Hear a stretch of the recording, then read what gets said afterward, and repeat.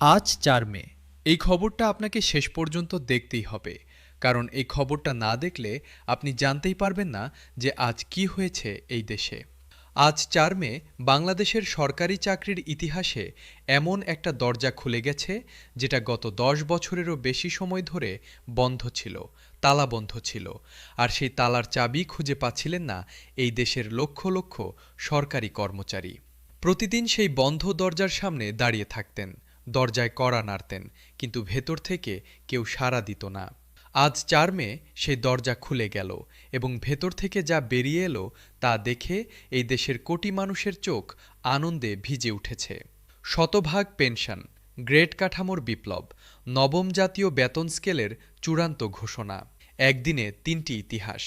পুরো ঘটনা এখন বলছি, শেষ পর্যন্ত থাকুন, একটু থামুন। এই মুহূর্তে একটা দৃশ্য কল্পনা করুন। বাংলাদেশের কোনো একটা গ্রামে একজন বৃদ্ধ মানুষ বসে আছেন। বয়স হয়তো ৬৫ বা ৭০। সারা জীবন সরকারি চাকরি করেছেন, কখনো দেরিতে অফিসে যাননি, কখনো কর্তব্যে ফাঁকি দেননি। ৩০ বছর ধরে এই দেশের মানুষের সেবা করেছেন, তারপর একদিন অবসর নিয়েছেন। ভেবেছিলেন এবার একটু শান্তিতে থাকবেন, ছেলে মেয়ে নাতি নাতনি নিয়ে একটু ভালো সময় কাটাবেন। কিন্তু অবসরের পর হাতে এসেছে মূল বেতনের মাত্র ৪৫%।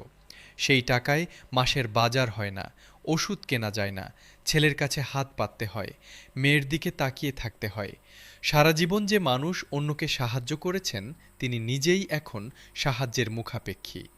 এই দৃশ্যটা বাংলাদেশে বিরল নয়, এটা প্রতিটি জেলায়, প্রতিটি উপজেলায়, প্রতিটি গ্রামে ছড়িয়ে আছে। আজ ৪ মে সেই দৃশ্যটা বদলানোর সিদ্ধান্ত হলো। অর্থ মন্ত্রণালয়ের একাধিক অত্যন্ত বিশ্বস্ত সূত্র আজ ৪ মে যে খবর দিয়েছেন তা রীতিমতো চমকে দেওয়ার মতো।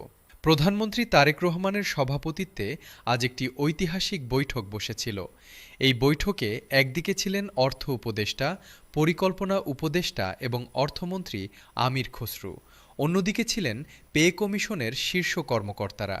এই দুই পক্ষ মুখোমুখি বসেছিল একটাই উদ্দেশ্য নিয়ে, বাংলাদেশের সরকারি কর্মচারীদের জীবনে একটা সত্যিকারের পরিবর্তন আনা।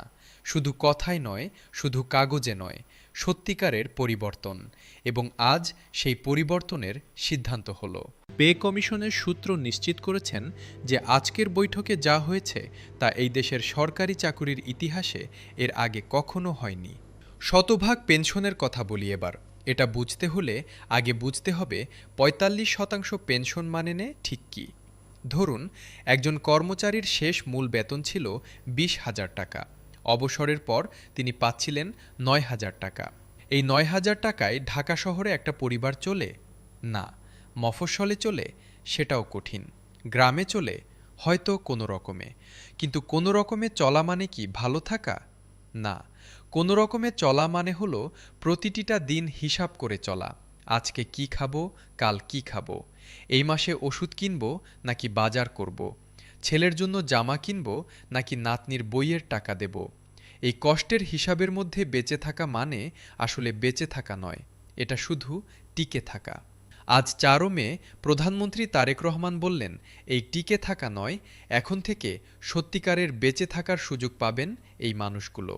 শতভাগ পেনশন মানে সেই ২০,০০০ টাকার কর্মচারী এখন পাবেন পুরো ২০,০০০, ৯,০০০ নয়, ২০,০০০। এই পার্থক্যটা শুধু ১১,০০০ টাকার পার্থক্য নয়, এটা একটা মানুষের জীবনের পার্থক্য। পে কমিশনের চেয়ারম্যান জাকির আহমেদ খান আজকের বৈঠকে যে কথাগুলো বলেছেন সেগুলো শুনলে যে কোনো মানুষের চোখ জলে ভরে যাবে। তিনি বলেছেন, এই দেশের সরকারি কর্মচারীরা গত ১০ বছরেরও বেশি সময় ধরে যা করেছেন তার কোনো তুলনা নেই। তারা জানতেন তারা ঠকছেন, তারা জানতেন তাদের সঙ্গে অবিচার হচ্ছে, কিন্তু তারা থামেননি, কাজ করে গেছেন, দেশের সেবা করে গেছেন, কারণ তারা জানতেন যদি তারা থামেন তাহলে দেশটা থামবে। সেই মানুষগুলো আজ তাদের ন্যায্য পাওনা পাচ্ছেন, দেরিতে হলেও পাচ্ছেন।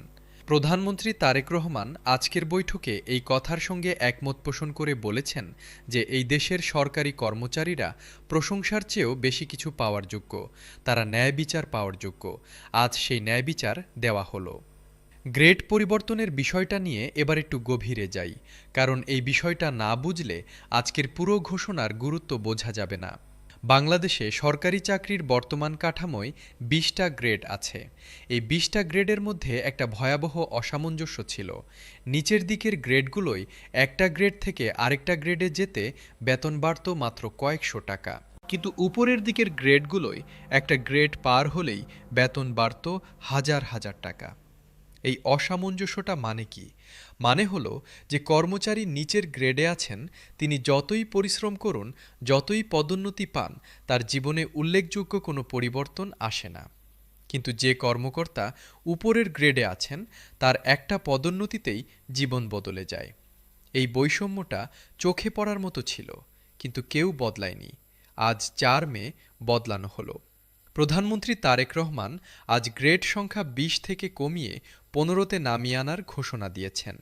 সচিবদের পরামর্শ শুনেছেন, পে কমিশনের সুপারিশ মেনেছেন এবং সাহস করে এই কঠিন সিদ্ধান্তটা নিয়েছেন। ৫টা গ্রেড কমানো মানে প্রতিটা গ্রেডের মধ্যে বেতনের ব্যবধান বাড়বে। মানে প্রতিটা পদোন্নতিতে একজন কর্মচারী আগের চেয়ে অনেক বেশি টাকা পাবেন। নিম্ন গ্রেডে থাকা কর্মচারীরা এখন একটা পদোন্নতিতেই এতেই অনুভব করবেন যে সত্যিই কিছু একটা পরিবর্তন হয়েছে, জীবনটা একটু হলেও ভালো হয়েছে। প্রধানমন্ত্রী তারেক রহমান ও অর্থমন্ত্রী আমির খসরু আজকের বৈঠকে স্পষ্টভাবে বলেছেন যে গ্রেড না বদলে শুধু বেতন বাড়ালে কর্মকর্তারা লাভবান হতেন আর কর্মচারীরা আগের মতোই থাকতেন। এই অন্যায়ের পুনরাবৃত্তি আর হবে না। অর্থমন্ত্রী আমির খসরু আজ ৪ মে এমন একটা কথা বলেছেন যেটা শুনে মনে হয় এই মানুষটা সত্যিই বিষয়টা অনুভব করেন। তিনি বলেছেন যে বৈশ্বিক অর্থনীতিতে এই মুহূর্তে অনেক চাপ আছে। বাংলাদেশও সেই চাপের বাইরে নয়, কিন্তু এই চাপের মধ্যেও কিছু কিছু সিদ্ধান্ত এড়িয়ে যাওয়া যায় না, কারণ কিছু সিদ্ধান্ত শুধু অর্থনীতির হিসাবের নয়, এগুলো মানবিকতার হিসাবের। যে মানুষটা সারা জীবন দেশের জন্য কাজ করলেন, তিনি অবসরে গিয়ে না খেয়ে থাকবেন, এটা কোনো অর্থনৈতিক বাস্তবতা দিয়ে মেনে নেওয়া যায় না। এটা অমানবিক, আর অমানবিকতার বিরুদ্ধে দাঁড়ানোটাই আজকের এই সিদ্ধান্তের মূল কথা। নবম জাতীয় বেতন স্কেলের ঘোষণাটা আসলে কতটা বড় সেটা একটু বোঝানোর চেষ্টা করি। বাংলাদেশে এর আগে ৮টি জাতীয় বেতন স্কেল হয়েছে। প্রতিটি বেতন স্কেল এসেছে যখন কর্মচারীদের অবস্থা সহ্যের বাইরে চলে গেছে, আর প্রতিটি বেতন স্কেলের পরে কিছুটা স্বস্তি এসেছে। কিন্তু ২০১৫ সালের পর থেকে এই স্বস্তিটা আসেনি, বরং অস্বস্তি বেড়েছে। জিনিসপত্রের দাম বেড়েছে, জীবনযাত্রার ব্যয় বেড়েছে, কিন্তু বেতন সেভাবে বাড়েনি। নবম বেতন স্কেলের দাবি উঠেছে, বারবার উঠেছে, কিন্তু আসেনি। আজ ৪ মে অবশেষে এলো। পে কমিশনের একাধিক সূত্র নিশ্চিত করেছেন যে এই বেতন স্কেল শুধু সংখ্যার পরিবর্তন নয়, এটা পুরো কাঠামোর পরিবর্তন। এবং এই কাঠামোতে সবচেয়ে বেশি মনোযোগ দেওয়া হয়েছে নিম্ন গ্রেডের কর্মচারীদের দিকে, কারণ এতদিন তারাই সবচেয়ে বেশি অবহেলিত ছিলেন। এই সিদ্ধান্তগুলো বাস্তবায়নে কিছুটা সময় লাগবে। গ্রেড পরিবর্তন ও নবম বেতন স্কেল একসঙ্গে একদিনে বাস্তবায়ন করা সম্ভব নয়। প্রয়োজন বাজেট সংশোধন, প্রয়োজন বিস্তারিত পরিকল্পনা। তাই আগামী বাজেট সংশোধনের আগেই তালিকা পর্যালোচনা কমিটির সঙ্গে বৈঠক করে চূড়ান্ত রোডম্যাপ তৈরি করা হবে। পর্যালোচনা কমিটির ৬ সদস্য ইতিমধ্যে কাজ শুরু করে দিয়েছেন। তারা প্রতিটি গ্রেডের কর্মচারীদের আর্থিক বাস্তবতা বিশ্লেষণ করছেন। অর্থ মন্ত্রণালয়ের সূত্র দৃঢ়ভাবে নিশ্চিত করেছেন যে আগামী বাজেটে গ্রেড পরিবর্তন অবশ্যই অন্তর্ভুক্ত থাকবে। এটা কোনো মৌসুমি প্রতিশ্রুতি নয়, এটা সরকারের সর্বোচ্চ পর্যায় থেকে নেওয়া দৃঢ় সিদ্ধান্ত। এখন শেষ কথাটা বলি। আজ ৪ মে বাংলাদেশের ইতিহাসে একটা দিন হয়ে থাকবে যেদিন রাষ্ট্র তার সবচেয়ে নীরব সন্তানদের দিকে ফিরে তাকালো, বলল, আমি জানি তুমি কষ্টে আছো, আমি জানি তুমি অনেক দিন ধরে অপেক্ষা করছো, আমি জানি তোমার সঙ্গে অন্যায় হয়েছে। এবার সেই অন্যায় শোধরানো হবে। শতভাগ পেনশন, গ্রেড সংখ্যা ১৫তে পুনর্বিন্যাস এবং নবম জাতীয় বেতন স্কেলের ঘোষণার মধ্য দিয়ে প্রধানমন্ত্রী তারেক রহমান আজ সেই কথাটাই বললেন। এবং এই কথাটা যখন বাস্তবে রূপ নেবে, তখন এই দেশের প্রতিটি কোণায় যে পরিবর্তন আসবে, সেটা শুধু সরকারি চাকরিজীবীদের পরিবারে নয়, পুরো দেশের অর্থনীতিতে একটা নতুন গতি তৈরি করবে। কারণ যখন একটা দেশের সবচেয়ে পরিশ্রমী মানুষগুলো ভালো থাকেন, তখন সেই দেশটাও ভালো থাকে। আজ ৪ মে সেই ভালো থাকার যাত্রা শুরু হলো।